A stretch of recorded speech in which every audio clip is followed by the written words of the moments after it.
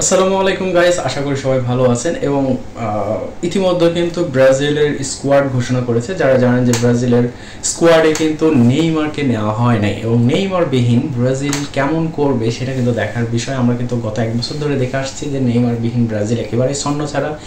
যেহেতু বর্তমান সময়ে বিশ্বের অন্যতম সেরা কোচ কার্লো আনচেলত্তি ব্রাজিলে গমন করেছে এবং তার অধীনে প্রথম যে ইকুয়েডরের সাথে ম্যাচটা আছে সে ম্যাচে নেইমার বিহীন তিনি স্কোয়াড ঘোষণা করেছেন এবং সেখানে ব্রাজিল কেমন পারফরমেন্স করে এটা হচ্ছে দেখার বিষয়। দ্বিতীয়ত হচ্ছে ব্রাজিল কীরকম স্কোয়াড নিয়ে আনচেলত্তি খেলবেন, যেটা তিনি কার্লো আনচেলত্তির স্কোয়াড রয়েছে যেটা 4-4-2, সেটা তিনার হচ্ছে ফেভারিট একটা স্কোয়াড। আসলে কি তিনি ব্রাজিলের যে প্লেয়ারদের তিনি স্কোয়াডে রেখেছেন সেখানে যে পজিশনের প্লেয়ারগুলো আছে তাদেরকে তিনি কি সেভাবে 4-4-2 ফরমেশনে খেলাবেন নাকি 4-3-3 ফরমেশনে খেলাবেন না 4-2-3-1 ফরমেশনে খেলাবেন, এটা হচ্ছে দেখার বিষয়। যতটুকু আমার মনে হয় যে কার্লো আনচেলত্তির যে ফেভারিট ফরমেশন সেটা হচ্ছে 4-4-2 ফরমেশন। তাহলে 4-4-2 ফরমেশনে তিনি কাকে কাকে কোথায় খেলাচ্ছেন? অবশ্যই তিনি অনেকগুলো প্লেয়ারকে কল আপ করেছেন, যেখানে লেফট ব্যাকে তিনি হচ্ছে আলেক্সান্দ্রোকে রেখেছেন এবং এর সাথে কার্লোস আগস্টোকে তিনি রেখেছেন, যেখানে অবশ্যই আমার মনে হয় যেটা ফাইনাল 11 সেখানে তিনি অবশ্যই কার্লোস আগস্টোকে হয়তো রাখবেন এবং আলেক্সান্দ্রোকে হয়তো ব্রেঞ্চ করবেন।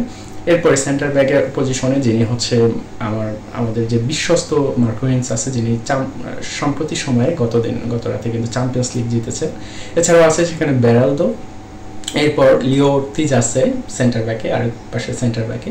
এছাড়াও সেখানে হচ্ছে আলেক্সান্দ্রো রিবেইরোকে তিনি রেখেছেন। অবশ্যই তিনি একজন খুবই ভালো মাপের একজন খেলোয়াড়, এটা অবশ্যই বলতে হবে, কারণ কার্লো আনচেলত্তির মতো কোচ যে প্লেয়ারকে স্কোয়াডে ডাকবেন অবশ্যই তার অল ওভার কোয়ালিফিকেশন বা তার যে পটেনশিয়াল আছে, তার যে ক্যালিভার আছে সেটা তিনি দেখে অবশ্যই তাকে কল আপ করবেন, এটাই স্বাভাবিক। যদিও নেইমারকে ইনজুরির কারণে তাকে হচ্ছে ডাকা হয় নাই।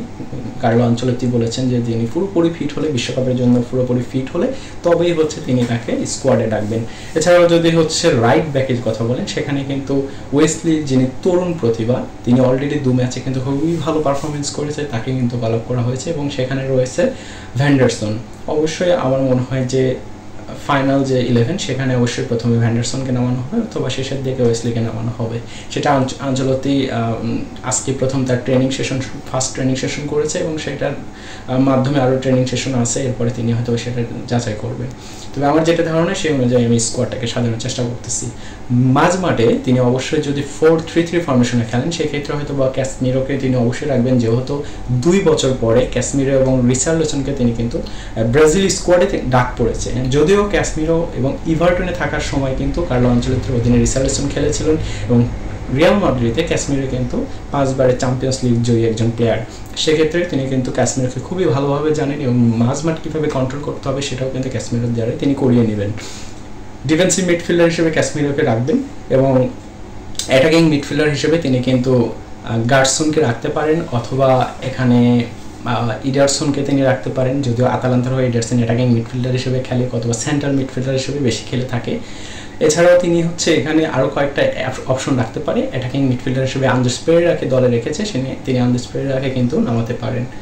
তো 4-4-2 যদি ফরমেশন করে সেক্ষেত্রে 4 জন ডিফেন্ডারের পরে স্টেপে যে 4 জন মিডফিল্ডার রাখবে সেক্ষেত্রে কিন্তু তিনি আর 4 জন মিডফিল্ডার খুব অনায়াসে রাখবে, যেখানে 2 জন হয়তো বা একজন ডিফেন্সিভ মিডফিল্ডার, একজন সেন্ট্রাল মিডফিল্ডার পাশাপাশি থাকবে এবং একজন রাইট উইঙ্গার এবং লেফট উইঙ্গার। এই রাইট উইঙ্গারের জায়গায় রাইট মিডফিল্ডার এবং লেফট মিডফিল্ডার কিন্তু তিনি রাখবেন।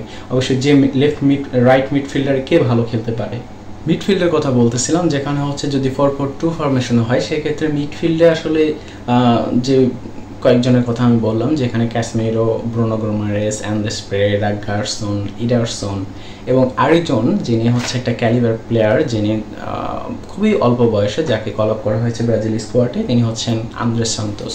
তিনাকে অলরেডি কিন্তু চেলসি কিনে রেখেছে, যেটা তিনি 18 বছর বয়স হলে অথবা একটা নির্দিষ্ট সময়ের জন্য পরে কিন্তু তিনি চেলসিতে যোগ দিয়ে দিবেন।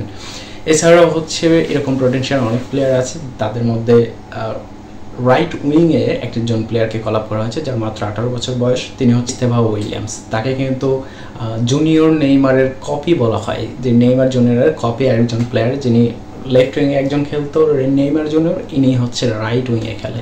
তো ইনিও ইতিমধ্যে কিন্তু প্রুভ করেছে, ব্রাজিলের হয়ে কত 2 ম্যাচ খেলেছে, সেখানে কিন্তু তিনি অনেকটা প্রুভেন একজন প্লেয়ার হয়ে গেছে যে দরিবারের আন্ডারে তিনি এত ভালো পারফরমেন্স করেছে 2 ম্যাচে। সেখানে আঞ্চলতি তাকে কল আপ করেছে এবং আঞ্চলতির অধীনে অবশ্যই এই ইয়ং প্লেয়ার ভালো কিছু করবে।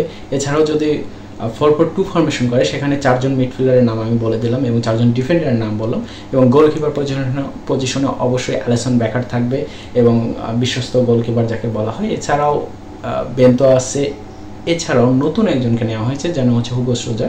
তিনি অবশ্যই কিছুদিন আগে তার ক্লাবের হয়ে দুর্দান্ত পারফরমেন্স করেছে, তার কথা না বললে নয় ভাই, তিনি অসাধারণ একজন মাপের গোলকিপার হয়ে গেছেন অলরেডি। এই জন্যই কার্লো আঞ্চলতির মতো কোচ তাকে কিন্তু ব্রাজিল দলে কল আপ করেছে।